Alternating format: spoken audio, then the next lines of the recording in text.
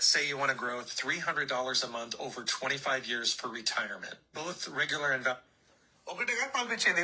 G Telugu పోయింది, I news పోయింది, yo-yo పోయింది, కన్నడ TV9 పోయింది, TV5 కన్నడ పోయింది, ఈటీవీ పోయింది, 6 TV పోయింది. ఇట్లా ఎన్ని అని చెప్తాం, ఎన్ని అని చెప్పుకుంటూ పోతావు.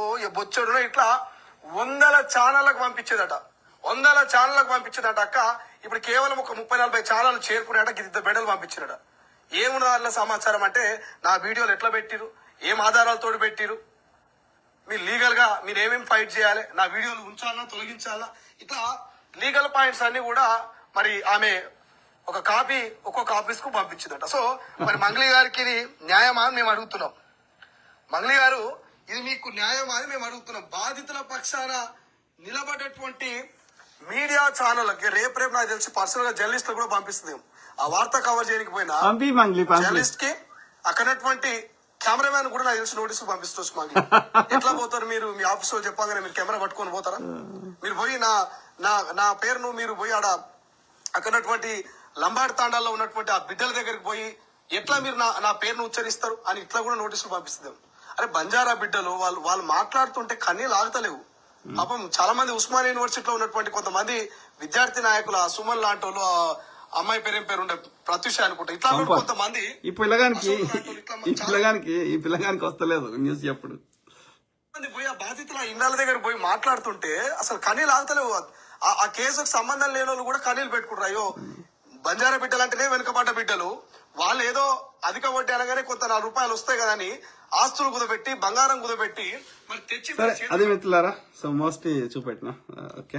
సో కాబట్టి నేను ఒకటే కోరుతున్నా ఏంటంటే, దయచేసి ఎవ్వరు ఆమె 100 ఇట్లాంటి ఇంకా 100 నోటీసులు పంపించినా ఎవరు దాని గురించి పట్టించుకోవాల్సిన అవసరం లేదు. వాస్తవాలు ప్రజలకు చెప్తూనే ఉందాం. ఓకే, ఈ కేసులో, ఈ మైక్రో ఫైనాన్స్ కేసులో ఇంకా నిష్పక్షపాతమైన విచారణ త్వరితగతిన జరిగేటట్టుగా మనం ఇంకా పోరాటం చేద్దాం.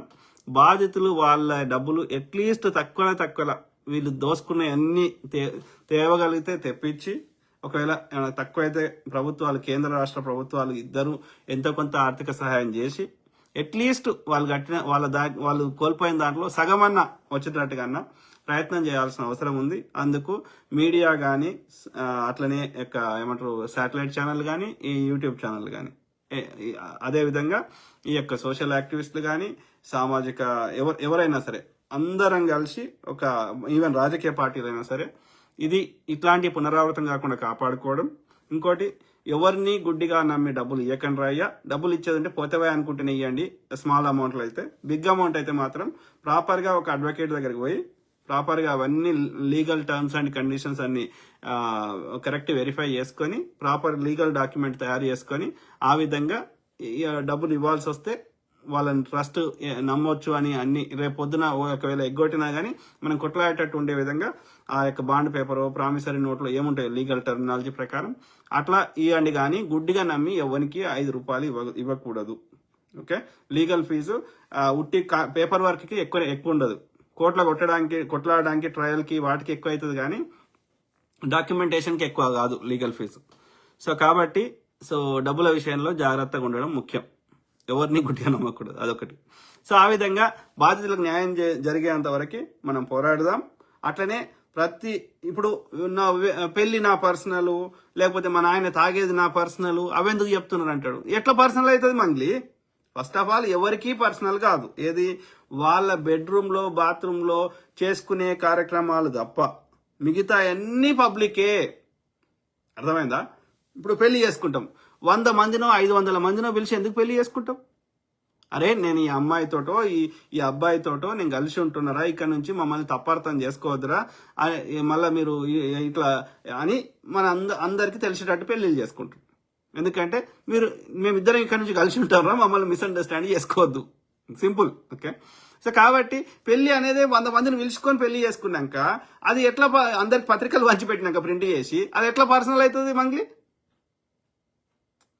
అర్థమైందా? సమాజంలో ఉన్నప్పుడు అదే చెప్తుంది, బెడ్రూమ్ లో బాత్రూమ్ లో చేసేది తప్ప మిగతా అన్ని పబ్లికే.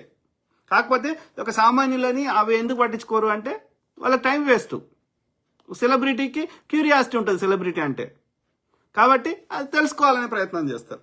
సో కాబట్టి మంగ్లీ మీ నాయన తాగుతాడన్నా లేకపోతే మీ చెల్లె ఇట్లా అన్నా మీ తమ్ముడు అట్లా అన్నా ఓకే, అవన్నీ పబ్లిక్ విషయాలే, బరాబర్ మాట్లాడతావు.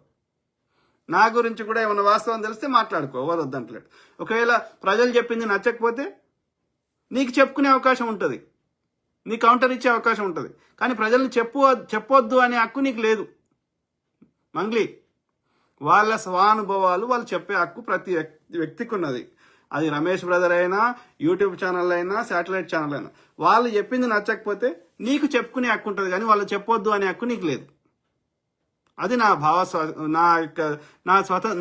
స్వేచ్ఛను తీసేసి హక్కు లేదు. నీకు స్వేచ్ఛ ఉంది, నువ్వు చెప్పుకో. కాబట్టి మంగ్లీ సిగ్గుశరం తెచ్చుకో.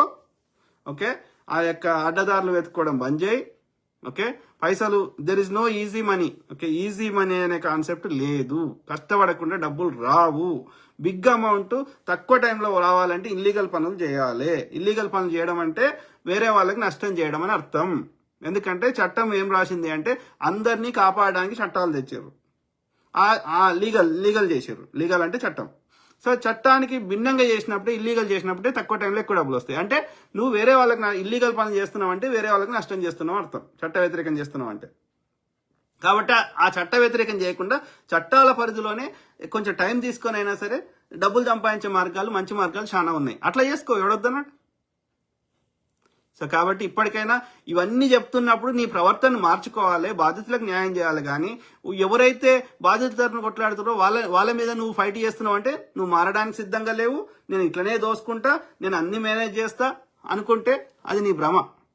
ప్రకృతి తప్పకుండా ఒకవేళ వీళ్ళందరినీ మేనేజ్ చేసి నువ్వు బయటపడ్డా కానీ ప్రకృతి మాత్రం నిన్ను శిక్షిస్తుంది. సేవలాల్ మహారాజే శిక్షిస్తాడు, గుర్తుపెట్టుకో బిడ్డ.